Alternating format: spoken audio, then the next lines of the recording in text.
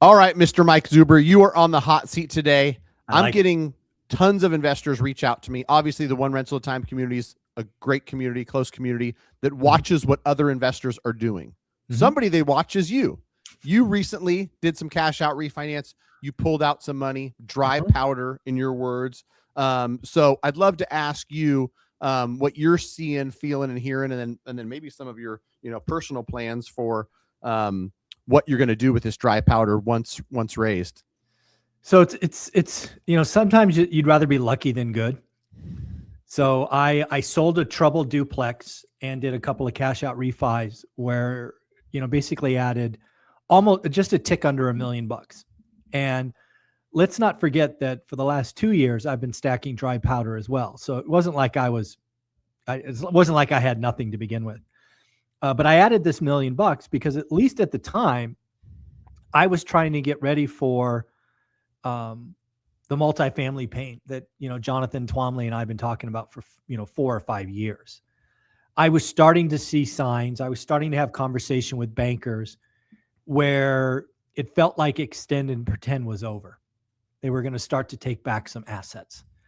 And quite frankly, I've done it before, right? We added nearly 70 units of troubled multifamily during the last crisis, and I didn't have nearly the stack, right? I think I deployed, let's call it 200 grand back then to acquire these troubled assets. And, I've been looking at this part of the market ever since I got syndicators coming to me with, 4 caps in my market. I'm like, you guys are crazy. Who's doing that?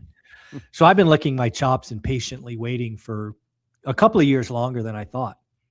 But I started to hear banks, because I talk to them once a year, do my financial review, and it sounded like they were going to start to crack the egg.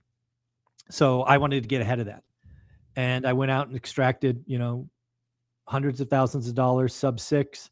I sold a troubled asset, which had tons of equity, and I added it to the stack. And then obviously 2 weeks later, this kerfuffle with Iran starts, and, rates are 75 basis points higher now. So that was why I did it. And, long story short, either I'm going to add, 100 units, 200 units to the portfolio. If I can't, I might take that money and just pay off other debt. I don't know what I'm going to do, but basically I gave myself about 18 months to see if I can deploy it. Since rates went up, I have already started seeing sellers get crazy. I've already talked about this particular deal, but I've tracked a 42 unit portfolio, 36 houses, a fourplex and a duplex. So 36 houses, a fourplex and a duplex, 42 units. And I know I looked at this assets. This portfolio would have sold for $10 million in 22. I've gotten them down to about 6.5 to 6.6.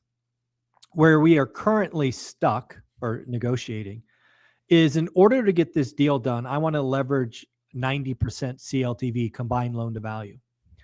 So I need the seller to take back somewhere between 20 and 25% in a second loan position, second lien.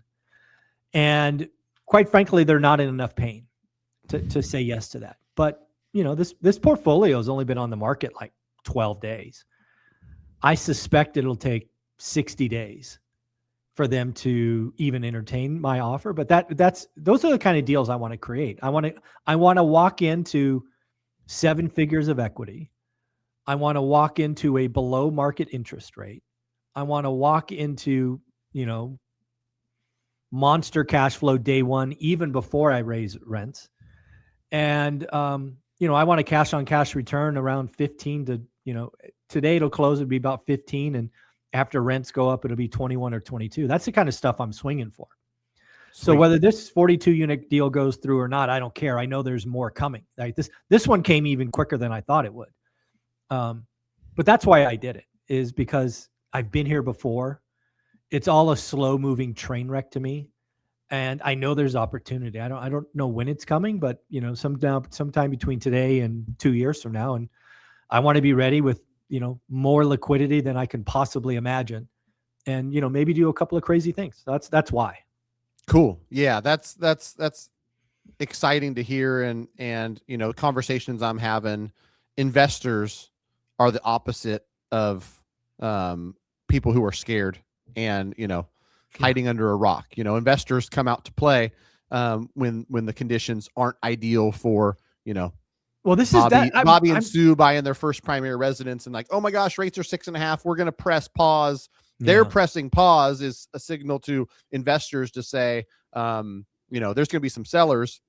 I mean, shit, Zuber, I'm a seller right now of a fourplex, and I'm talking to the agent. I'm like, shit, like this is a good property. Like, I don't want to give this thing away, but I understand beggars can't be choosers. If I choose to sell, right, and I'm a 1031 into something else, and this is something too where I think investors and all buyers have this weird fallacy, because I have the conversations with them daily where it's like, I want to sell and get top dollar and then go write an offer and get a great deal. Like, you don't do those things in the same market, right? Like, no, it's really, really tough to do. Yeah. Right. You don't have an opportunity to have 6 people competing for a house you're selling and then go and find a seller that's distressing it to sell it to you 30% below value. Like, that doesn't happen at the same time. So you got to, do your best to get as much as you can and buy for as cheap as you can. But I'm interested, as you talked about, the dry powder, the cash that you've put on the sidelines in anticipation of some deals. Are you looking at both commercial and residential? Because that 42 unit package is almost like a commercial deal. Oh, I would consider that a commercial. It'll be a commercial loan because it'll be a portfolio loan for sure. Right. Are you looking just at, commercial because a lot of those people are 5 years into a loan that they wrote at 3%, and all of a sudden it doesn't make sense and they're in trouble? I believe all the pain, it's probably a stretch, 90% of the pain is going to be coming to commercial assets because of the debt structure. It's always the debt that blows up, right? 3-year IO into a 1-year extend, boom, gone, blow up. And I mean, Ken McElroy's telling the playbook. I mean, Ken McElroy is routinely writing offers 60% of debt. So, buy it the last person bought it at 10, they got 7.5 debt. He's buying it at 60% of the debt. Wow. So that's what I'm trying to do. And, I've been talking about this, thankfully, and I have receipts to say this game's coming. It did take a year longer than I thought. I thought they'd only get 1 year of extended pretend. It seems like they got 2. But this private credit issue is causing people to reevaluate assets. This war, inflation's causing banks to go, rates aren't going lower, they might go higher. It's time to clear the deck. And it's mainly commercial. The residential market has the same problem.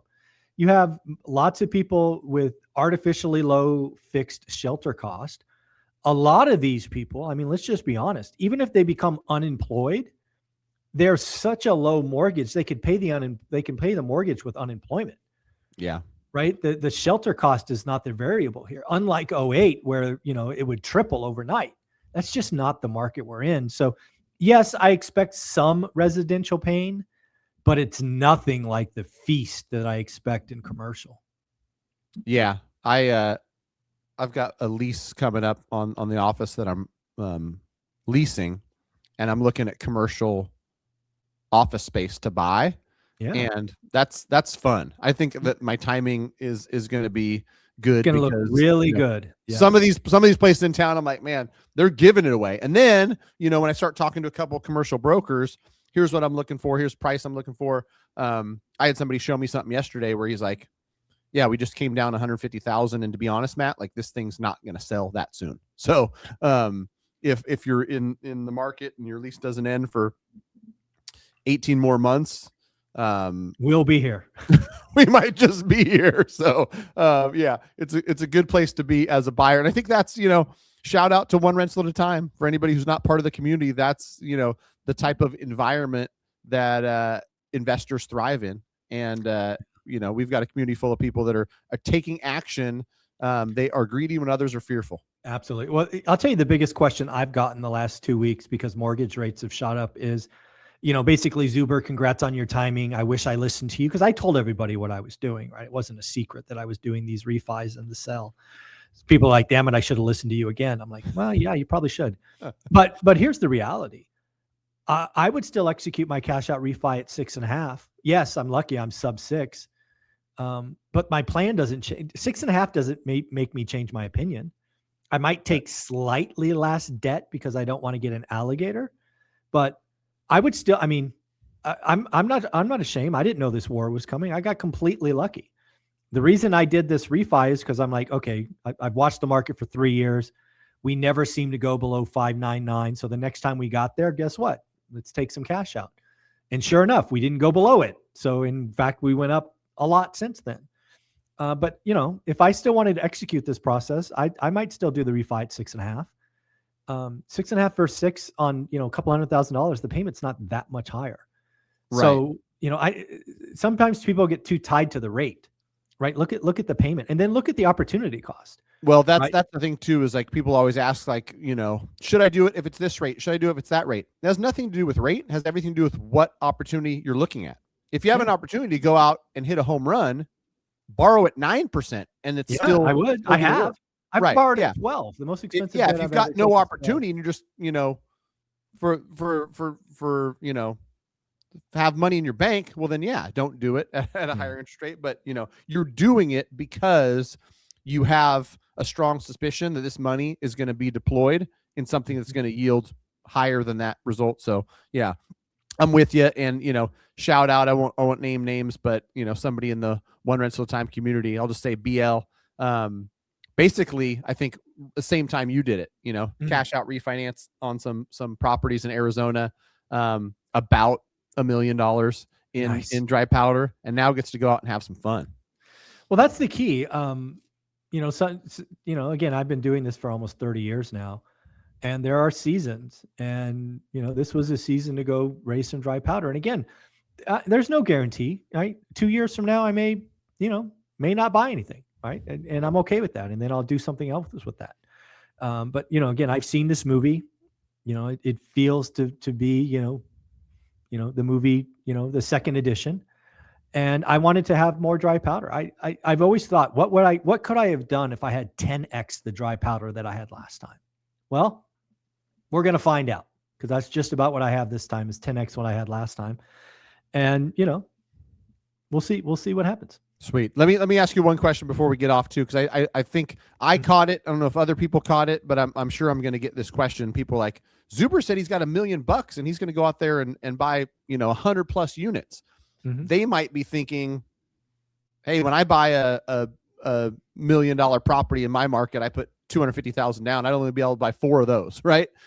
So is your strategy going to be a mix of some seller financing, some creative, all that stuff? Ideally, what I would consider a failure is if I bought a portfolio or an asset with 25% down in bank lending. It would have to be an amazing deal, right, for me to do that. I'm looking at creativity. I mean, I'll give you an example. So I already talked about what I'm trying to do with this 42 units. I'm basically trying to buy an asset with 10% down in that example and get below market interest rate, which is kind of like the double whammy, right? Because I get the second position at 2 or 3%. The first is at 8 or whatever it is. And thus you're buying it with 10% down. The other things I've done is I've picked up, you know, multiple assets last time where the bank, because they were the holder of the asset, financed the entire purchase. All I had to do was put escrow money in their bank, right? Write a $100K check and, you know, open a savings account or something, money market, whatever. So that's what I hope happens is, and again, I'm buying assets that are going to need work. These things are not loved. You know, these assets will probably take an extra 100 to 200 grand. These are not move-in ready, right? You're not going to get these kind of deals on move-in ready stuff. So yeah, I'm going to try to get a combination of bank debt, seller financing. If it's owned by the bank, if it's already gone back to the bank, I'll try to get 100% financing with escrow of repairs. Why? Because I've done it before, and it's just a game. Sweet. All right, looking forward to it. If somebody wants to throw some ideas at me, more than happy to talk. As always, go to mtmg.com. Me and my team are ready and willing. If you go to mtmg.com and you know you're chatting with the team, you're trying to set up a phone call, or you know, we're trying to space those out and we're trying not to load the calendar too heavy, but send us a message. You know, if If you're looking at it today and it's Friday and there's no appointments till Tuesday, send the message anyway. Hey, if any way we can chat Saturday, I'm available between this time and this time. I read that stuff. I look at that stuff. Michelle and the rest of the team looks at it. So we'll try to accommodate the best we can. But go to mtmg.com. Let us know where you're at, what you're looking to do. And let's have a fun conversation. I enjoy this stuff, Mike. The living vicariously through investors is almost as fun as investing yourself. So bring your scenarios to us. Have the conversation. At the very least, you can bounce an idea off, and I'm going to give you the honest truth. That idea sucks, or that idea is great, or somewhere in between. mtmg.com, right there on the screen, lower left corner. Thanks, buddy. I appreciate you. Have a good week. Yep. Thanks, Mike. You too.